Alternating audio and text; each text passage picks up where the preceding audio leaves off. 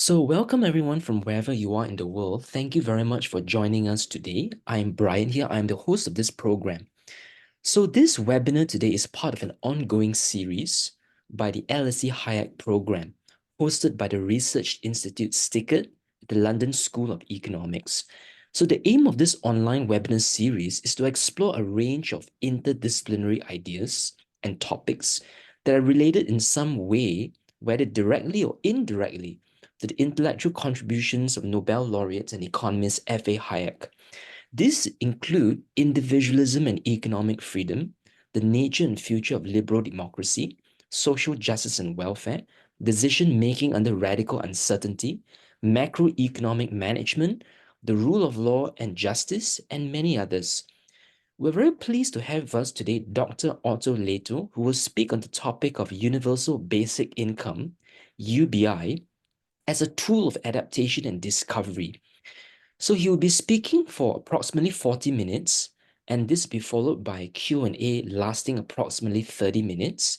You may drop your questions anytime over the course of the presentation in the Q&A function below. I'll hold on to these questions and then begin posing them to our speaker at the very end. Please also note, as I said, that this session is recorded and uploaded onto YouTube. So let me now introduce our speaker officially. Dr. Otto Lehto, he is a philosopher and political economist whose current work focuses on PPE, complexity theory, evolutionary theory, political philosophy, ethics, basic income, social epistemology, human enhancement, and naturalism. He's currently a postdoctoral research fellow at New York University School of Law and an affiliated junior researcher at the University of Freiburg. He gained his PhD in political economy at King's College London on the topic of complex adaptation and permissionless innovation, an evolutionary approach to universal basic income. He's currently writing a book about basic income, innovation, and freedom. His website is www.ottolehto.com. We will drop these links in the chat function below for your further reading. So without further ado, Otto, the time is yours. Welcome to this webinar. Thank you. Well, thank you, Brian, so much for inviting me and having me here. And thank you for all the people who have joined us here today.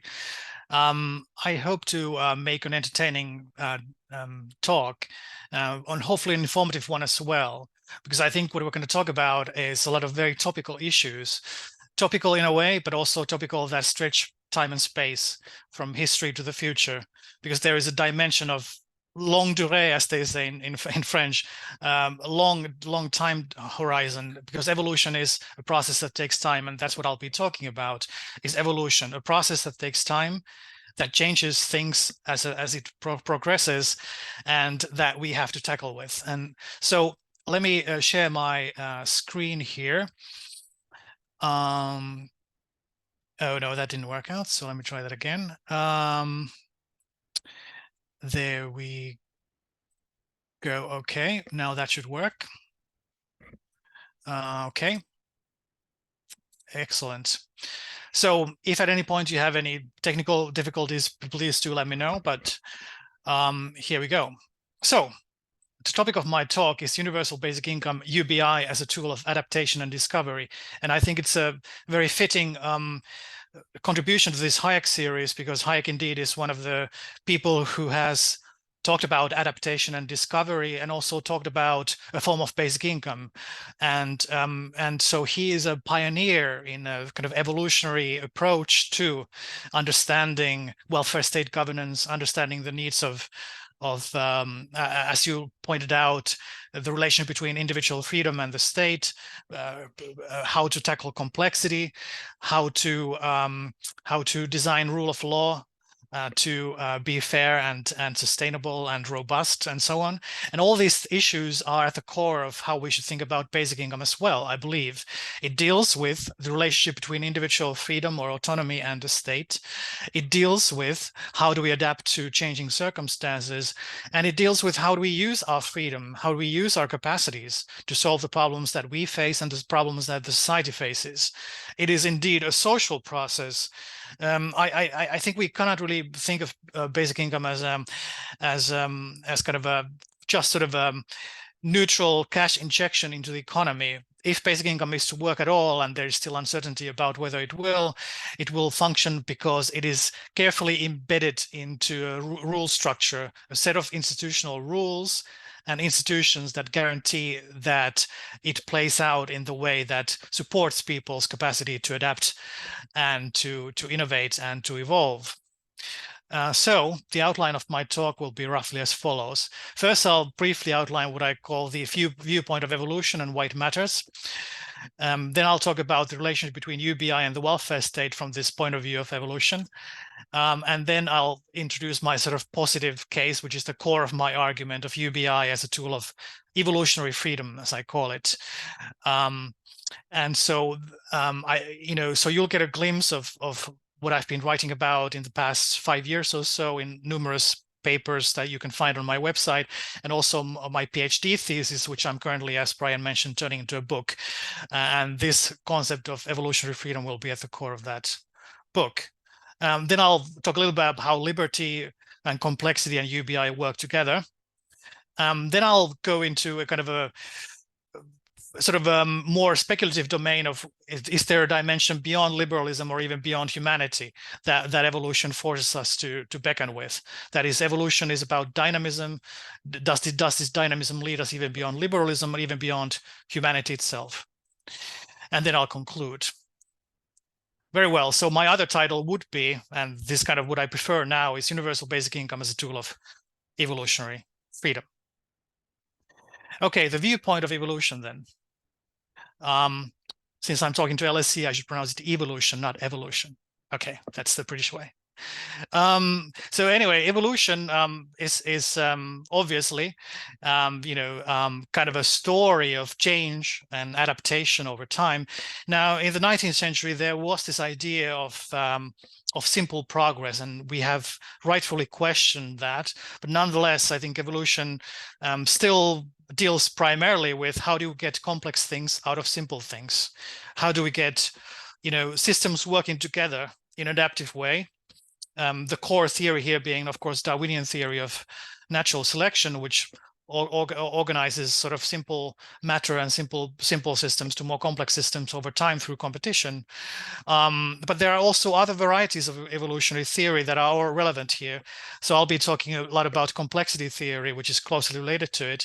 But there are also a few other theories, theory of self-organizing systems, general systems theory, and indeed, within the evolutionary domain itself in biology, I mean, the sort of Lamarckian ideas have been left behind, but maybe some Lamarckian ideas still operate in the social domain. So it's not all about Darwinism, although at the heart, I am basically a core Darwinist. But I think the evolutionary paradigm means that we take seriously the idea that there is a time before and after Darwin. And I would say in political economy, before and after Hayek.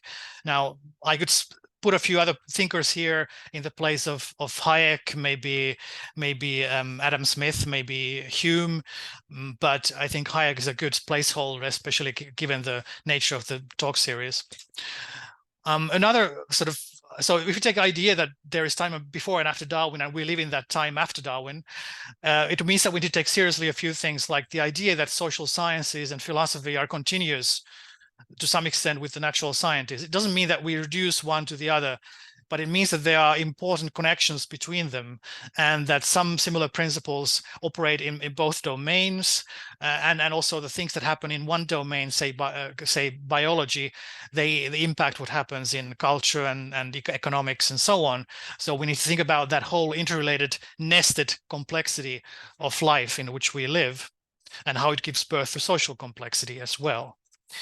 And so one term that's often used here is the idea of gene cultural co-evolution, the idea that genes influence culture, culture influences genes, and there's this dynamic complex process that is key to understanding our origins, but also our future.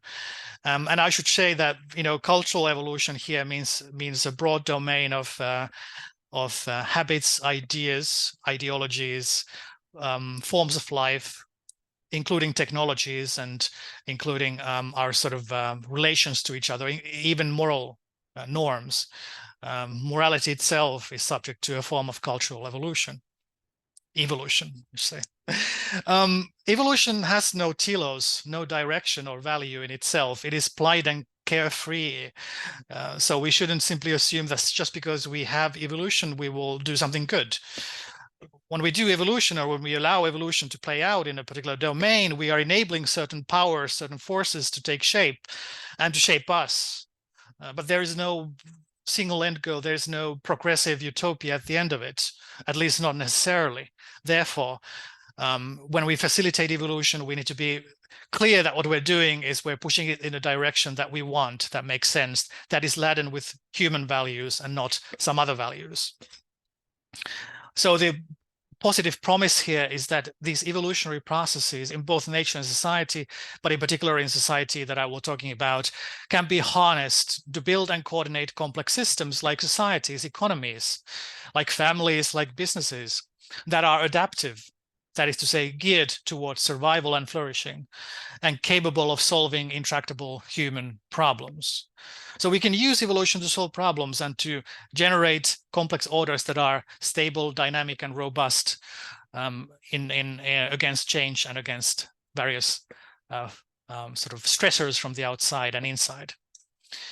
So the promise of evolution is something like kind of an ecosystem in which we get sort of very complex, beautiful, majestic forms of life or forms of complexity, whether it's biological life forms or complex modes of economic organization, complex modes of cultural, moral cohabitation that allow us to live peaceful, flourishing, prosperous lives in which we are able to discover problems as they arise and to devise creative solutions to them. That is, we are adapted, well adapted to the needs of the circumstances, partially the needs that we pose on each other. That is, I have something that maybe I want or need, and you can help me get those things. Or perhaps the environment poses various risks and opportunities that we can take advantage of if we are able to be adaptive and to discover those opportunities and those risks that are out there. So one lovely phrase that I like comes from the Gary Chico, for example, is the idea of without miracles, the idea of order without miracles. This relates to Hayek's idea of the spontaneous order. That is to say that there can be such a thing as order or complexity or cooperation without miracles, without the need to gesture for something supernatural or to gesture for something fully inexplicable. We can explain how evolution works. I mean, it can be very complex and hard to predict, and I will show how that works. But the basic principles we can understand, and we can understand in what conditions they work, and therefore we can achieve great results without miracles, but with the appearance of miracles. But there's also the threat and danger of evolution, which is that, we know that evolution is not, it doesn't have any value in itself. So it produces things like viruses, beasts of prey. It produces, ecological catastrophes and collapses. It produces, I recently sprained my knee, for example. Now, obviously, my knee is not very well designed because that can happen. But it's it's better to have a knee in the first place rather than have no knee. So it's not perfect. There's no optimality as such. There are certain functional properties that emerge that can be made to emerge, and the same goes in economy and society, as I'll show. But there's no guarantee of utopia, and there's no optimality condition either. Viruses can emerge, and we've seen that with the rise of the COVID pandemic, that the evolutionary system is definitely not always in our favor. We need to make sure that we were able to, first of all, respond to external evolutionary forces that are against us. And we can say viruses are against us, even though, of course, that's anthropomorphizing a little bit. But we also need to make sure that the sort of evolutionary processes that we ourselves set in motion in culture, society, economy, technology, do not themselves become dangerous to us, because as we set in motion, for example, artificial intelligence, and there's a form of kind of evolutionary progress that can happen once you set up a certain range of artificial intelligence into the world, it can turn against us. I mean, that's of course a very prominent discussion right now, but we want to avoid that technological evolution also does not become the thing that kills us, because that would be kind of a suicide by proxy that we should avoid. But why should we care about evolution? Because I mean, the basic idea, again, like I said, is that it can be harnessed to build and coordinate complex systems and to solve human problems. And it's a fact. I mean, we should care about something that's a fact that exists out there as a kind of a brute fact. I mean, we understand our origins, our relationship to the natural world better by caring about and understanding evolution as it has emerged, not only in biology but also in society. I mean, we understand how culture has changed over time, how economies have become more complex and dynamic and interdependent, and those things do matter, and they are some of the key things that matter to us. So we cannot ignore or shut down evolution, and nor should we want to do that, even if we could, because it is perhaps our best means of thriving and progress. We cannot really bypass it. We cannot simply get rid of evolutionary forces to the extent that some things can only be achieved through evolutionary forces. And even if we don't use them ourselves, some others will, and they will turn against us, like viruses and AI and so on.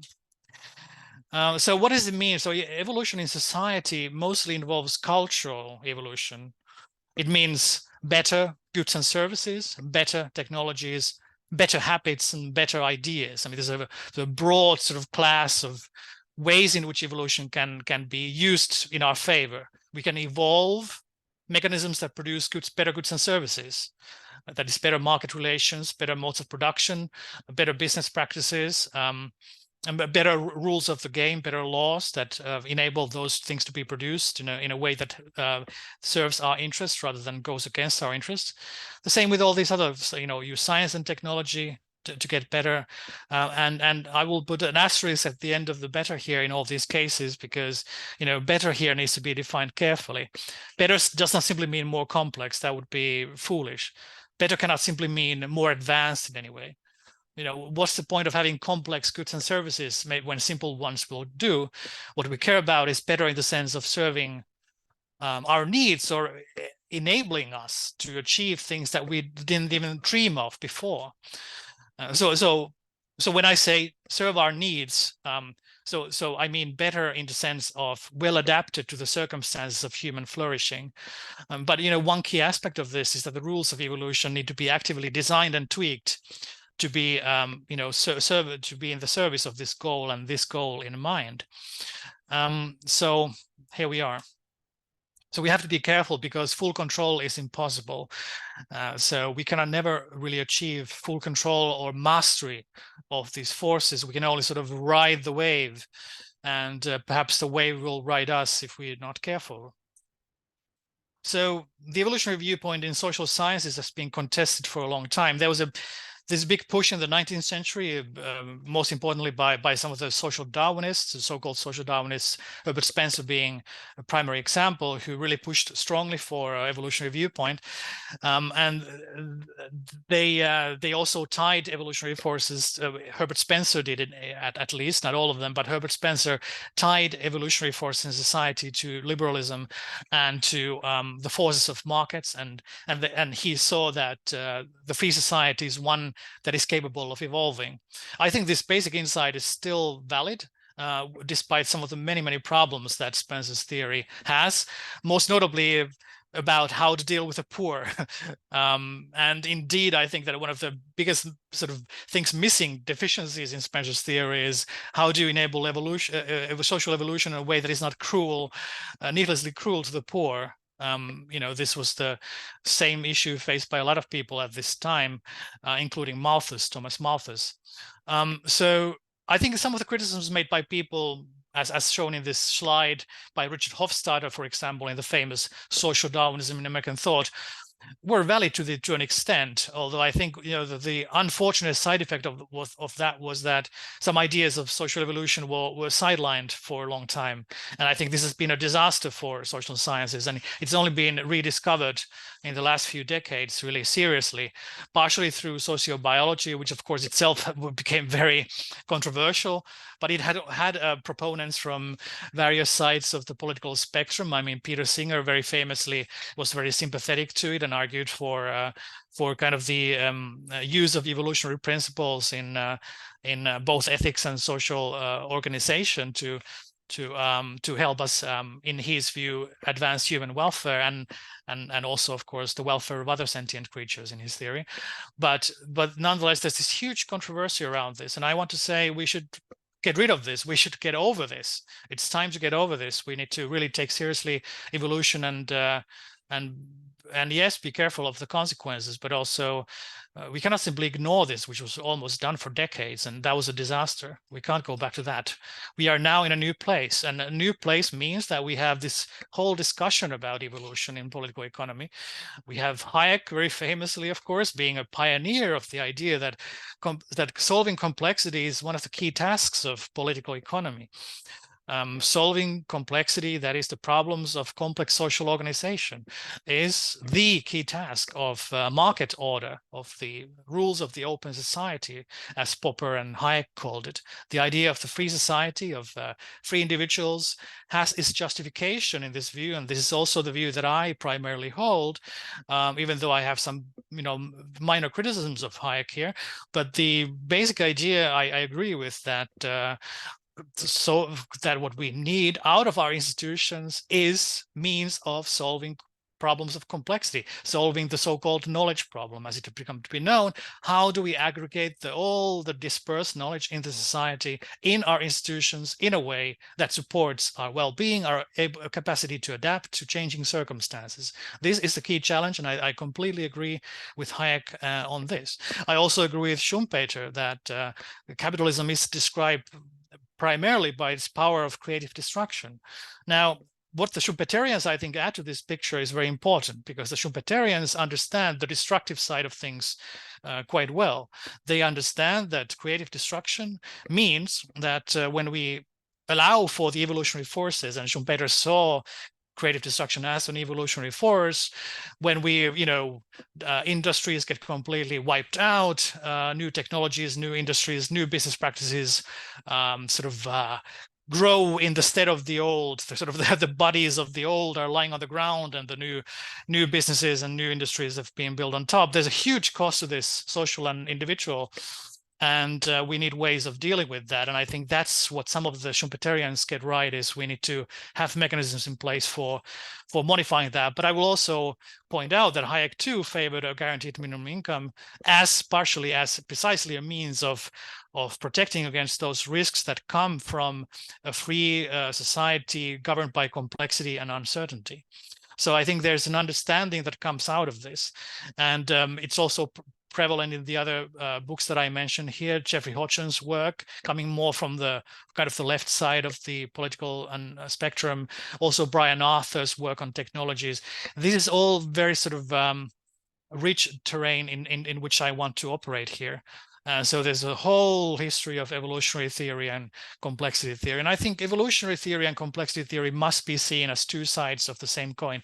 There are some differences in the models that are used, and they matter for how you model certain phenomena. But the basic idea in evolutionary theory and complexity theory is that evolution is the process that produces complexity in certain rule-bound ways, and some complexity can only be achieved through evolution. Therefore, evolutionary complexity is really a combined idea. The two must go together. Some complexity perhaps can be achieved without evolution, and some evolution does not produce complexity, but they are closely related, in fact, in both biology and culture. So the basic idea is that the economy is a complex adaptive system. So complex adaptive system means that it's characterized by complexity and adaptation of the agents, of the people in it. That is, people are constantly adapting to each other and to the complexity of the social order in which they live. In a rapidly changing world, agents need the capacity to adapt, and the government too needs to play its part in guiding this process. Here are a couple of other great books that I highly recommend, Beinhocker's book and Colander and Cooper's book, and they form an sort of integral part of my understanding of this. Why? Because they both emphasize how the sort of complexity approach to governance and public policy needs to emphasize, as you see on the right-hand side here, the subtitle of Colander and Cooper's book, Solving Society's Problems from the Bottom Up. Solving society's problems from the bottom up is the key to not just Hayek's approach, but it's the whole complexity approach of everybody in this space emphasizes it, because solving problems from the bottom up is the evolutionary mechanism in which we get some problems solved and to which there is no real alternative in many domains. It does not mean that there is not a legitimate role for the state. In fact, there's a wide range of opinions about how far and in what domains government has an important role to play. And Hayek obviously falls somewhere close to the limited state end of that spectrum, although even he does allow for a large range of operations for the state in certain areas, and including the guaranteed minimum income proposal, to which he has devoted, which has kind of always been in favor of across all his works, but also in some other areas he was in favor of those things. But it's clear that a lot of people here are much more comfortable with kind of a more social democratic mode of organization. But the crucial point here is that, regardless of how you have, how much you have, for example, public services of different kinds, that's not the point. The point here is that how do you structure those how do you structure those services, how you structure society, should be built in a way that allows for the autonomous action of people. Autonomous action, not just to solve their own problems, but to coordinate with others, to compete with others, to discover, to explore, to innovate. And this whole space is in every domain, whether it's in how do you cure your diseases, how do you improve your diet, how do you find happiness in love, how do you improve the computer software that's always crashing on you. These are all ways in which you need to unleash the millions of people, billions of people indeed, and perhaps also the other agents, perhaps AI agents, as we are coming to have them now, to help us do that. And for that, we need these bottom-up approaches. And that's the key of what I'm doing here, and why I think UBI also matters, as I'll show, as a way of boosting these problem-solving capacities from the bottom up. So the key insight here is that from this bottom-up point of view, that some kind of a spontaneous order or order without miracles emerges from agent interactions. And so I think that the crucial insight here is that social learning can be modeled as an evolutionary bottom-up process. It consists of kind of the spontaneous experimentation and discovery of new things by millions of interacting agents. There is kind of a landscape where we don't know exactly where the peaks are. Peaks are those kind of heights of flourishing, or the peaks of solutions, and we need to find them. And that's why we need to encourage discovery. So adaptation is kind of a process of landscape exploration, you could say.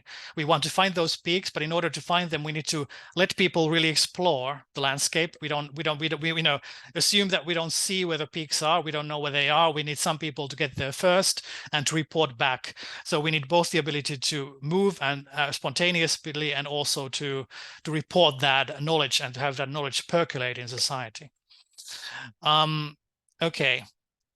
And so Hayek famously said that the curious task of economics is to demonstrate to men how little they really know about what they imagine they can design. But it's really the curious task of complexity theory and evolutionary theory more broadly, which is this: to demonstrate to people how little they really know about what they imagine they can design. Here's another pioneer who says complex adaptive systems are difficult to understand and control. Another complexity theorist who emphasized that systems cannot be controlled, they can be designed and redesigned and tweaked and so on to be in favor of human ends. So once we encourage this kind of variability and experimentation, which we need to get evolution going, this diversity means that we lose sort of control over that. So there's an element of losing control in any complex system and any mode that tries to get evolution going. So this is also a trade-off there, how much we need control, want control, and how much we're willing to let go. There are no magical leverage points that are easily accessible, as she points out. So we need to kind of, in the end, she says, it seems that mastery has less to do with pushing these leverage points which don't exist than it does with strategically, profoundly, madly letting go and dancing with the system. Now, of course, this needs to be specified. It's not quite enough to just say, let's dance with the system. But I think this is the right metaphor to have in mind. So yes, dancing dervishes. This is kind of how we solve the problems of complexity. We need to dance with the complex system. That is to adapt to it, to be responsive to how it changes and how we can deal with its dynamic changes. Okay, so now for the sake of time, I'll skip a few things here, but the basic idea here is that the sort of Schumpeterian gales of creative destruction, blow down the incomes of capitalists and managers, but also workers whose skills become obsolete and people who are unlucky to live in places where industry has become obsolete. And so the key policy dilemma here is that how secure can income or command over standard of living become before people become disinterested in learning new skills. So universal basic income, just to define, is a regular cash payment paid to all on an individual basis without means test or work requirement. So crucially, it has these key features. That is flat rate, it's not means tested, it's universal, it's individual. So I think there are a couple of reasons to really care about it. One of them is that the failures of existing welfare states to deal with complexity are huge. They're really bad at dealing with external complexity, but they're really good at producing internal complexity, that they generate administrative bloat and complexity. Nonetheless, many citizens still struggle with poverty and precarity. People fall through the cracks. This is a kind of an, I think, unbearable situation. And also these bureaucratic procedures that are involved can be demeaning, patronizing, cruel, and so on. There's also widespread rent seeking to the extent that farmers compete with students, compete with businessmen, compete with so on. So there's this endless sort of back and forth between who gets the most from the pie, rather than having a sort of a stable system that grants everybody some basic resources. So the general problem is just the problem of adaptation and resilience in the face of complexity. So I think there's a certain failure to empower and treat citizens as active, creative, and responsible agents. So I'll skip a few things here.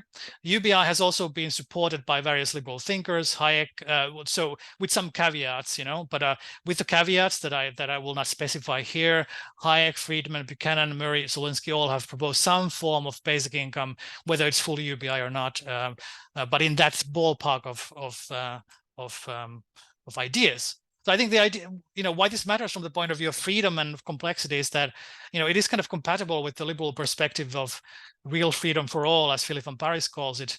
It conforms quite well to the rule of law idea that we have equal rights under general rules for all, equal treatment under the rule of law. It does not discriminate between people, but treats them equally. It supports sort of spontaneous action and individual choice, both in the marketplace and the civil society. And this, as we have seen, is the key to supporting bottom-up discovery processes that are required to get evolution going. It is compatible with the complexity perspective because it obviates the need for the kind of technocratic illusion of control, the idea that we can control a complex system, or that we can find out who deserves what, who needs what. We basically start from the premise of not really knowing or understanding, but recognizing people's the general need for basic resources to be able to act in the world. It also tolerates a diversity of patterns, habits, behaviors, and it supports exploration, discovery, and innovation. So the general hypothesis is that UBI supports agent freedom. This freedom begets innovation, and this innovation begets social evolution. And so that's the basic idea. And so the worries, of course, remain: high tax burden, marginal tax rate, although some trials seem promising that these may not be deadly. worries, but there are big worries about vice and indolence and lazy surfers, as Rawls famously worried about giving free money to people leads people to surf in the on the beach rather than doing anything productive. These remain problems, but again, the trials seem pretty promising in this regard. There's also the political problem of, does it require too much commitment and discipline from the state? We don't know. It might be very hard to achieve or sustain over time, and also we don't know in the long run what the effects will be. But I will sort of proceed on the assumption that these are not intractable. And so very briefly, I will just sort of outline the basic idea here. So the evolutionary discovery procedure, then, what we want is a kind of a mechanism for accumulating, utilizing, and disseminating local knowledge that is relevant for identifying and creatively responding to problems from the bottom up. This is what I've been talking about. And so we need kind of a poverty relief system that's also capable of doing this, identifying, categorizing, analyzing the problems of the poor. But we can't do that from the top down. We need to develop bottom-up ways of doing that. We need to develop more creative, rapid, adaptive, cost-effective, and also ethically viable solutions to those problems we have. So we need to think of poverty relief or welfare enhancement or social welfare enhancement more broadly as an ongoing evolutionary process. So we need to think about, how do we empower those agents in these networks to really take advantage of the opportunities in them and to try out their lives in that world. So the question is, how does UBI facilitate or hinder these procedures, and what kind of institutional rules are in place here? And so the sort of hypothesis here is that UBI, to the extent that it supports people's sort of domain of autonomy, and it does so in a way that is sort of broadly distributed, and to the extent that we can overcome those problems of fiscal and political feasibility, which of course remain big problems, could be seen as a way of doing this better than a welfare state structure that relies more on kind of the state or the bureaucracy determining who deserves what, and thereby trying to solve those problems from the top down rather than from the bottom up. So it's kind of an exploration grant. UBI is an exploration or innovation grant, so where every citizen is granted a range of liberal rights, and the two central, what I call evolutionary rights here, include the right to innovate without permission, or the right to discover and explore from the bottom up, and the right to kind of a modest but sufficient UBI endowment to support the former. So the idea here is that you grant people the right to innovate, but they might need actual resources to do that, and I think it's unfair for some people to go without resources, since we're engaging this social project of exploration. So although some people are free to use their freedom and their money as they wish, and many of them will waste their money, the point is to have a broad approach where most people, most of the time, will, at least in the long run, tend to discovering solutions. And so as long as the institutional incentives are designed to support this active adaptation and discovery, UBI can play a part in this framework. So there's kind of a link that I draw between increased freedom, increased power to explore, discover and innovate, and so on. And this is kind of how I see the evolutionary sort of facilitation happening here. Okay, so I think I'll just, for the sake of time, start to conclude here. I have a few other things that I might get to in the Q&A if people want to ask about them. So the simple case here that I'm arguing is that when people are left free and supported by prudent welfare state mechanisms, they are more likely to engage in innovation that benefits every member of the society. So evolutionary freedom of this kind is indispensable for flourishing. So UBI, as a tool of evolutionary freedom, is one in which a liberal regime of widespread equal freedom, combined with access to some unconditional resources in the form of UBI or negative income tax or something like that, supports the use of local knowledge and initiative to discover and solve social problems with minimal intervention from the top. Of course, some worries here are that UBI cannot be tethered to the goals of social evolution without the range of supporting institutional rules. So it's not enough just to have society as it exists and then stamp UBI on top of it. You need to really change a lot of the structures of the tax system, the regulatory state, maybe the monetary policy, to really make sure that there is a sound framework in place in which this can operate, and that the sort of process of evolution can robustly proceed. Otherwise, it will not do so. So I don't think UBI itself is such a tool. It's only UBI in the context of a broader kind of framework of open society or liberal framework of governance. And so evolution is complex, unpredictable, uncontrollable, and we still need to worry about the issues of path dependency. So people, societies can get locked on one evolutionary path, much like human beings are locked in our path. We can just suddenly transform into flying creatures. It's very difficult to do that. And so there might be dead ends and reversals and things we need to worry about. So evolution is not like a miracle, even though it produces miracle-like results often. And nor is there linear or inevitable idea of progress. And also there's the paradox of tolerance that, we may give too much freedom, so the freedom is used against us. And that is a famous Popperian paradox of tolerance, very appropriate for an LSE talk, I believe. Now, people may abuse their freedom and so on. So these, there are a lot of worries, AI, populism, and just the problems of complexity being too much to control. All these things, of course, remain. Okay, so I'm going to skip all this. So I think the populism challenges and so on remain very important, but I think actually UBI might still sort of make a moderate contribution to solving some of the problems of populism, because after all, we face a society in where kind of we are faced with a lot of forces that are pushing us away from principles of mutual tolerance and freedom, and I think we need to really be careful that we don't allow those forces to overtake liberalism. If liberalism is associated with a regime that does not allow people to really solve their problems, that does not really support people's ability to lift up and to build up better futures for themselves and their communities, then it doesn't have legitimacy.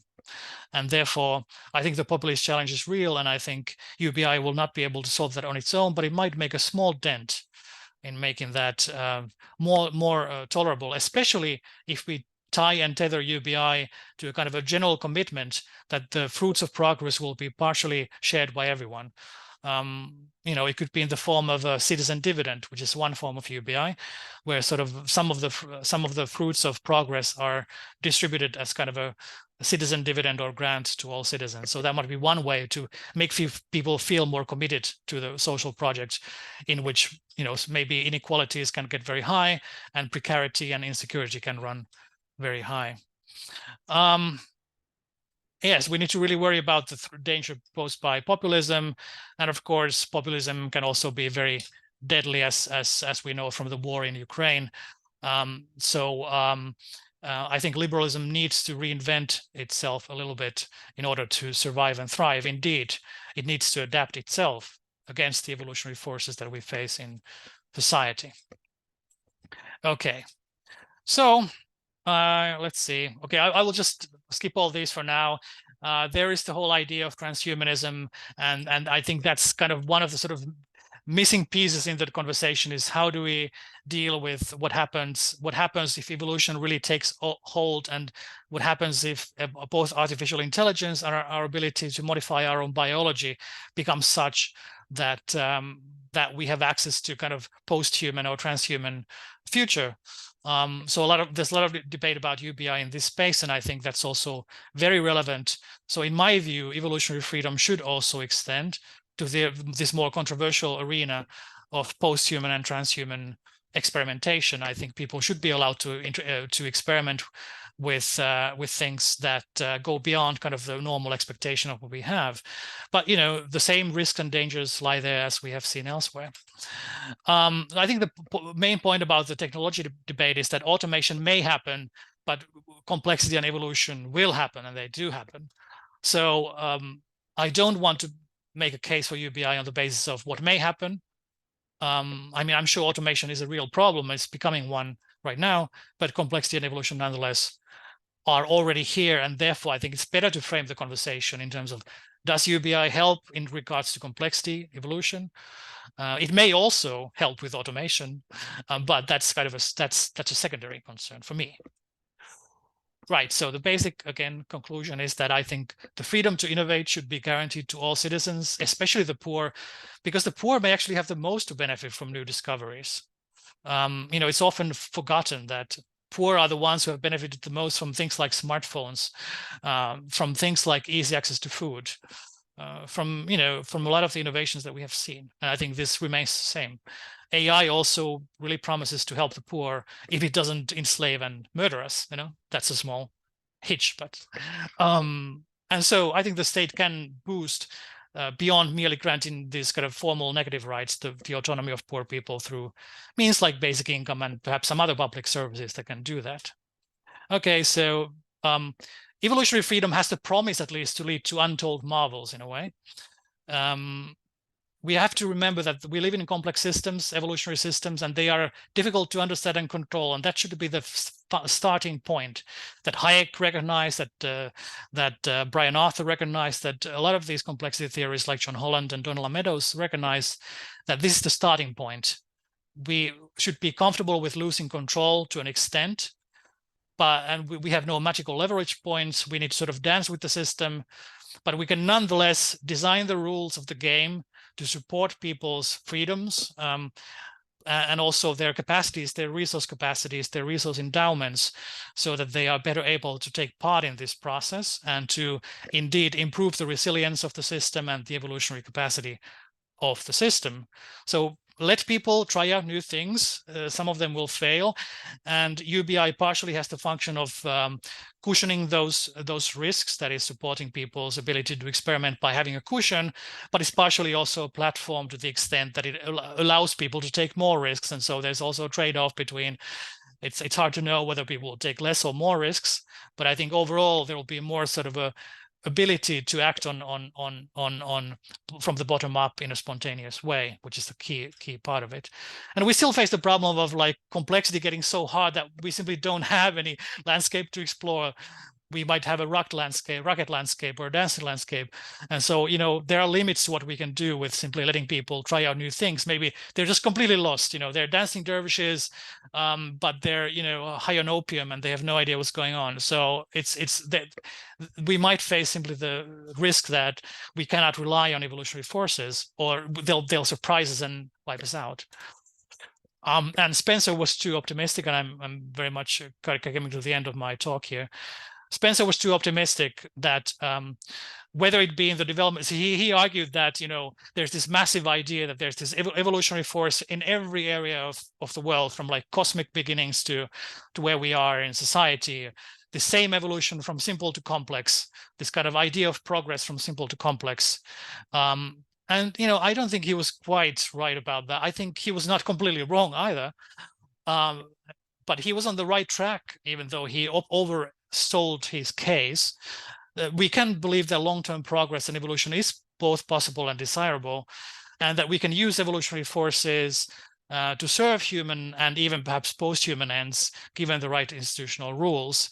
But we need to make sure that also Spencer wanted to make sure that only those changes are held to constitute progresses which directly or indirectly tend to heighten human happiness. We need to have the goal of human happiness or flourishing in mind. Otherwise, we will be completely lost.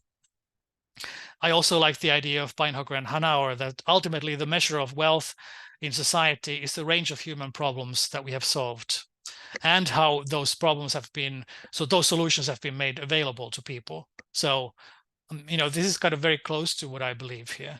So let's Darwin has the last word, perhaps as a kind of a view of what the optimistic scenario holds, if it is true. I think there is grandeur, as Darwin pointed out, in this view of life, this evolutionary view of life, with its several powers having been originally breathed into a few forms or into one, and that whilst this planet has gone cycling on according to the fixed laws of gravity, from so simple a beginning, endless forms, most beautiful and most wonderful, have been and are being evolved. And I hope that we can also have our society, our culture, be a domain in which endless forms, most beautiful and most wonderful, are being involved, even if we have to deal with a pesky and annoyingly wide range of problems, risks, and things like viruses and lions and out of control AI, which sort of like are the snake in the paradise. But even with the snake in the paradise, I think we should still try to get closer to that paradise which is no utopia, but it's, I think, anyway, the only direction we can go. So thank you very much. Thank you very much, Otto, for the great presentation. So it's now time for the Q&A session. So I welcome all attendees to drop your questions in the Q&A box below. I will select the questions and then pose it to the speaker. But to kick things off, Otto, I have a question of my own. So your approach assumes some sort of a heterogeneity of values that people may have, and we just want to give people the freedom through UBI to discover what matters to them. But from a welfare policy perspective, could we not agree that there are some basic capabilities, such as food, education, and healthcare, which I think most of us would agree, that that's a very fundamental capabilities that we would want to have in order to experience flourishing.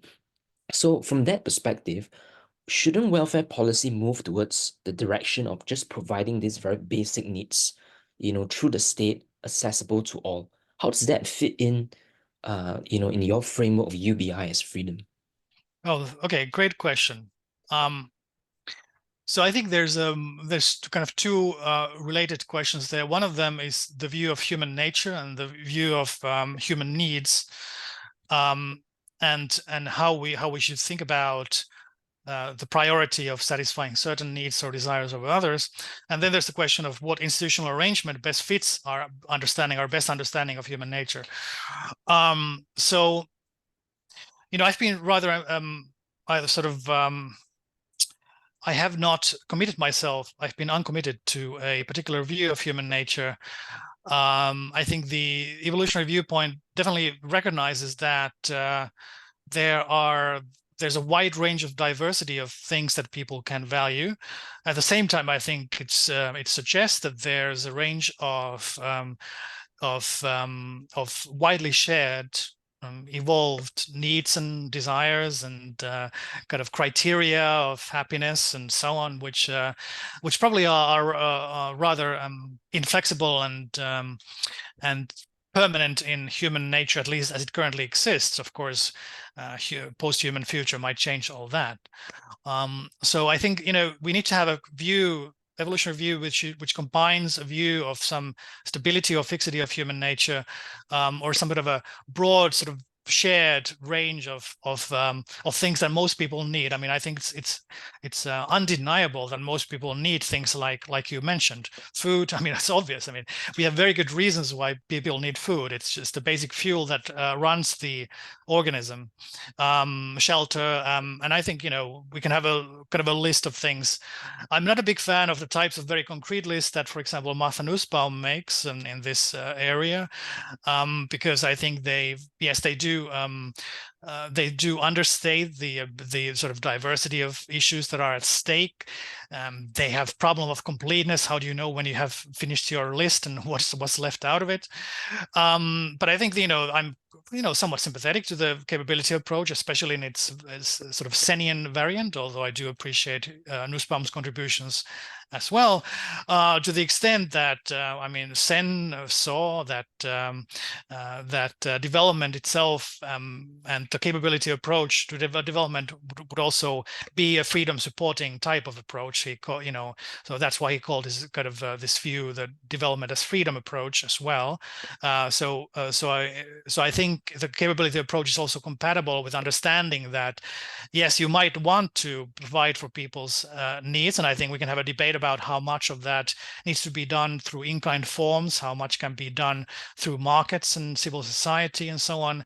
And I think that's an empirical question where you can have some disagreement on the margins, but the basic idea is that you can do all that if you want. I mean, like I mentioned in my talk, you can have the welfare states that's quite active.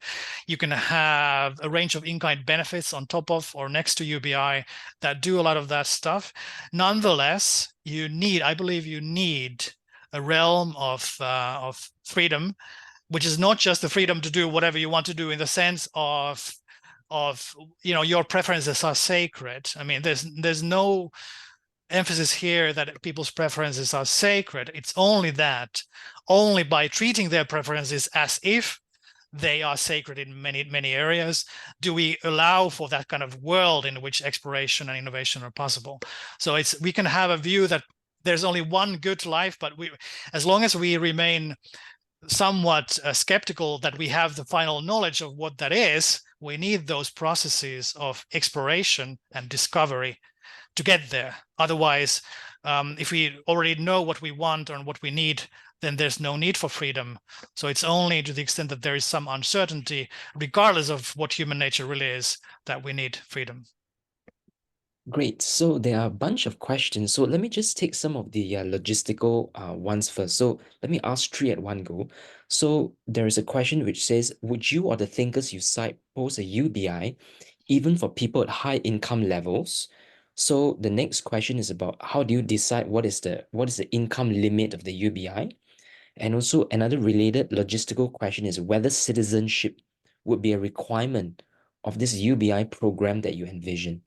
Very good. So I've been sort of like I don't have anything particularly new to say about any of those topics because there's quite a lot of discussion around those issues already. So I sort of take a sort of mainstream UBI research position on a lot of those issues. That is, the level should be set at a level that's kind of fiscally sustainable by the society. It needs to be, there needs to be enough resources available there to finance it over time. It needs to have reasonable marginal tax rates. It needs to, it needs to have overall tax burden that's not too high. And I think what that is can vary from country to country, depending on the level of wealth, depending on people's work ethic, depending on a lot of things that matter in what becomes sustainable. So the matter is, as Van Parijs puts, to get like a sort of a maximally sustainable UBI, and I think that's what we should be aiming for. Citizenship, I think, is probably a prudent limitation to limit to citizens, and not just to limit citizens, but perhaps also to require that people are in the country for a few years or pass certain tests before they are allowed to have access to it. Otherwise, I think you could have the rent-seeking problem from the outside. That is, people could want to sort of exploit the system from the outside. And we also want to encourage societies to develop their own UBI models or UBI-like models that are fit for their own societies, and then to have immigration based on that, so that it's not like one country has UBI, although in the beginning that might be a problem because only one or two countries might have it, because at the moment, of course, no country quite has it. But again, I think UBI would not be a hugely waste. It shouldn't be set at a wasteful level, too high level. It needs to be it needs to be sort of set at a level that incentivizes people still to work, but it still grants people enough freedom that if they want, they can quit work and they can do things outside of work, because a lot of discoveries are only available for people if they have the power to really not engage in formal work for a period of time, whether to study or to become entrepreneurs or whatever. Okay, so I could say a few other things, but I think that's sort of enough. So basically, I'm just thinking the normal. I take it sort of for granted that those kind of issues are kind of technical issues that range from country to country, and that we have like pretty good models of how to solve, and that UBI should be set at a level that's sort of equivalent to the basic income schemes that already exist, but just sort of generalized and made available to everybody on an equal footing. Great. So we have some substantive questions here from Susan, Miguel, and Jitka. So let me start with the question by Susan. Susan writes, as a non-scientist myself, I appreciate the poetic paralleling of social development to biological evolution. Yet I have some criticism about conflating the two as both evolution and being continuous and complementary.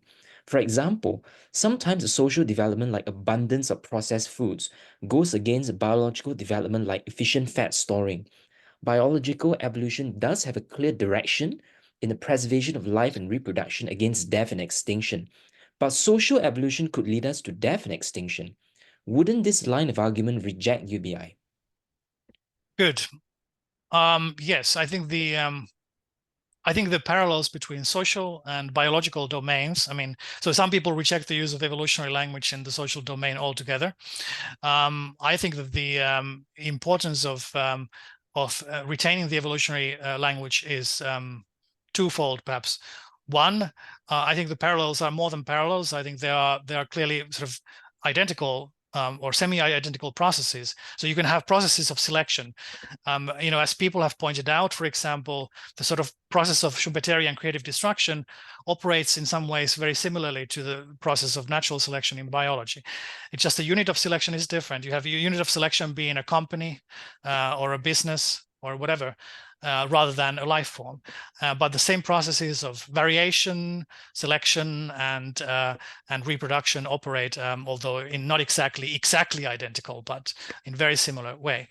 And the second reason is that we need to have this idea of gene cultural co-evolution, which I think your question also points to. That is, for example, the idea of fat cells versus abundance of processed food is very interesting and important, because it shows that we can have kind of a very slow rate of biological evolution combined with a fast rate of technological and economic evolution. Now, one of the issues here is that we haven't had the technology or the desire to change our biology much. But there are ways. People are trying to develop drugs. I mean, I don't know, the latest one. You might have heard about this new drug that apparently allows people to pretty effectively lose weight.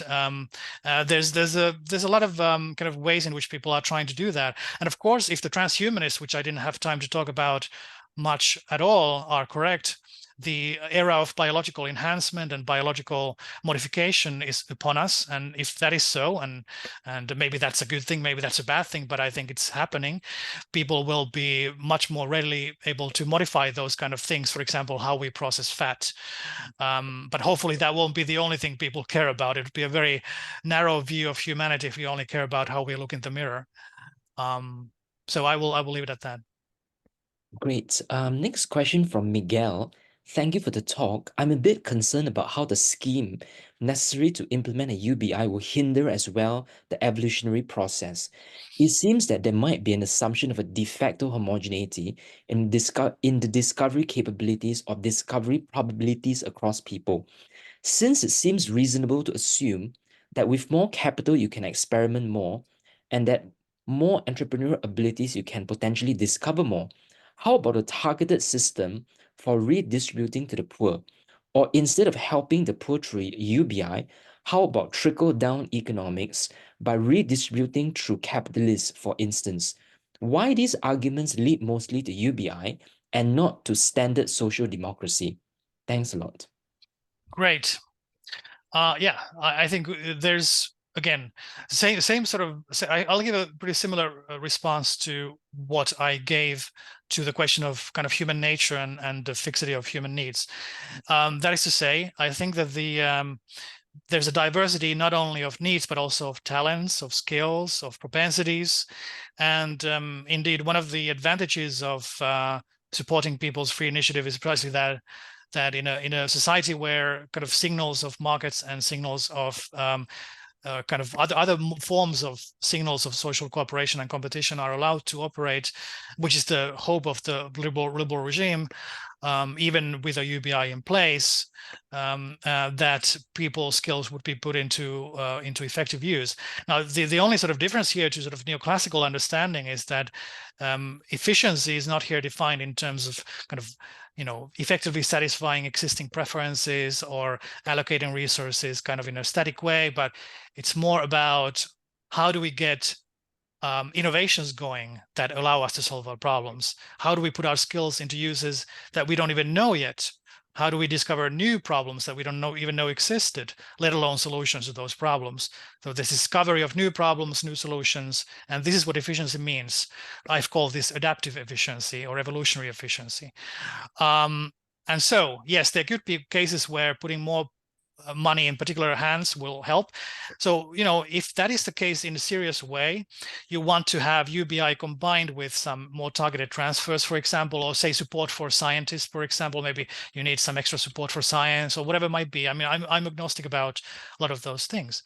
But I think the issue is that you cannot get rid of the fact that once you have a sufficiently educated and interconnected and creative citizenry, as you have in a complex society, the majority of things will come from the ability of people really to explore from the bottom up. As we know from Silicon Valley, a lot of the companies started out in garages and whatever. I mean, this is the kind of the classic story, maybe a cliche, but it's true that a lot of things that we really didn't know, like Linux started out with Linus Torvalds in Finland, in student groups working things out, and a lot of things that we have really start out from the bottom up, and definitely things like moral revolutions, civil society changes. Think of LGBT rights, think of environmental groups. A lot of those things develop when people are able to really work on their own, start their new projects and so on. So we need all that. We cannot get rid of that because that is the main way in which we solve problems in a complex society. Great. So the next question is from Jitka, who asks, "Hi Otto, thank you for your great presentation. I would like to ask you how basic unconditional services fit into your evolutionary view of UBI. Are they complementary to UBI, or would UBI and UBS be mutually exclusive? Thank you for your response."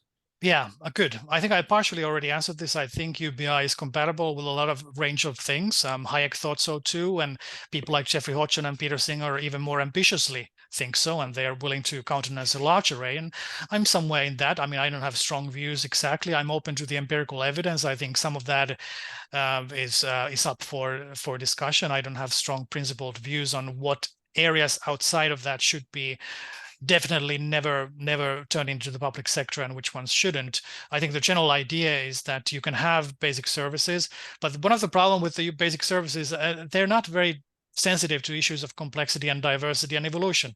I've read a lot of the works of the universal basic services people, and there's a few people who are really taking seriously these ideas, but at least some of the early documents and early work there was very much still thinking in this equilibrium terms rather than dynamic terms, thinking in terms of fixed preferences rather than changing preferences, thinking in terms of like technology being relatively fixed rather than technology changing rapidly. I mean, rapidly in the sense of 6 months from now, we don't know like how far AI has advanced. And so I think we did a much more dynamic view. Now you can have basic services, but you cannot build them on the assumption that there will be a little diversity, a little complexity. You need to build those diversity assumptions, complexity assumptions into your welfare state, whatever combination of UBI and UBS it will be. And UBS can never replace a UBI type scheme because only UBI really supports people's real evolutionary freedom. Thank you, Otto. So this is the last call for any final questions because I've asked all which are in the queue. Any last call for any final questions for our speaker today?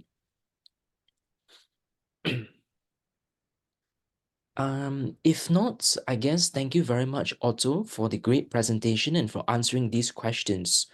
So to check out more of Otto's work, please visit his website. Otto, would you like to share about your website and where we could find some of your work and your papers?